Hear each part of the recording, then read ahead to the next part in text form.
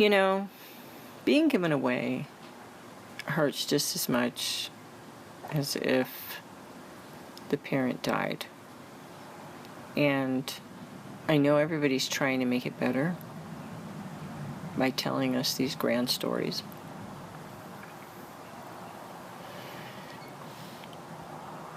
But it doesn't really make sense, because we already know what happened. We were there. You know, just because we don't remember the event does not mean that the memory's not stored.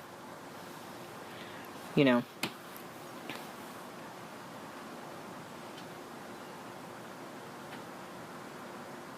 If you want to help,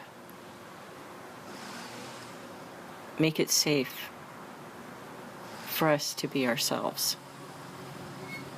Don't put us in the box of what you think we ought to be. Understand that when you take us on, you take on all of us.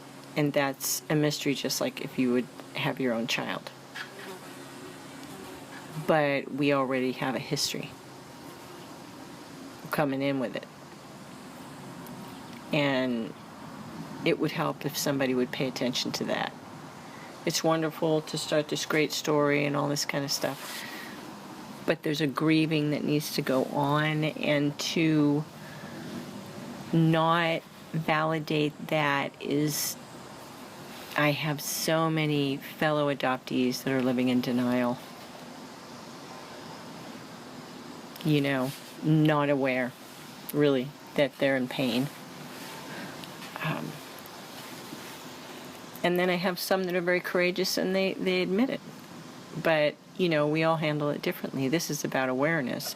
This is about bringing out my story. Because, and hopefully when somebody hears my story, they will have the courage to speak too. Because like I said in that other video, it's really not all about us. It's about us being responsible enough to say, hey, this is how this made us feel, and, you know, we need to change that because it was not enjoyable.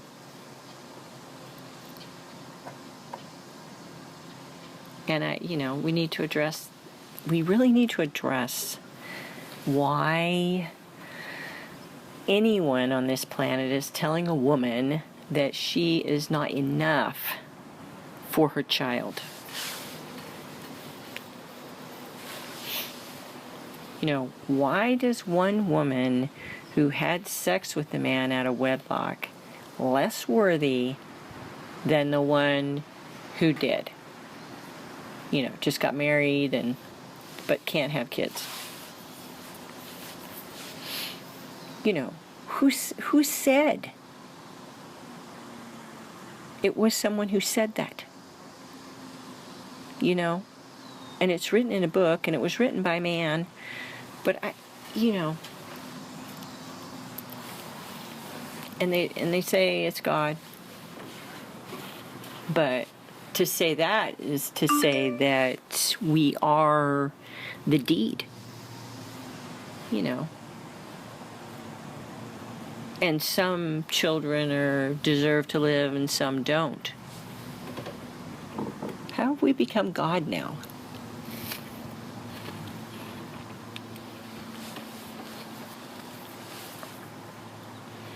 So many social workers, so many adoption agencies, so many Catholic churches playing God. Women mourning for the loss of their children because they gave them away because they believed the lie that they weren't enough.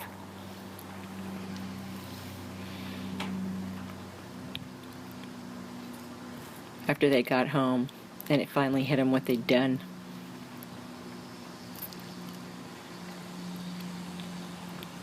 Some of it handle it by truly mourning. Some strive to find their children again. Some don't feel they still are believing the lie that they're not worthy enough. You know, and some so horrified. So many repressed, traumatic feelings are incapable to even speak about it. Especially when, like I'm saying, is people are unaware, so they're running their own little film in their head about how my life was. And all of a sudden I walk up and go, yeah, I didn't really see it like that, I appreciate it.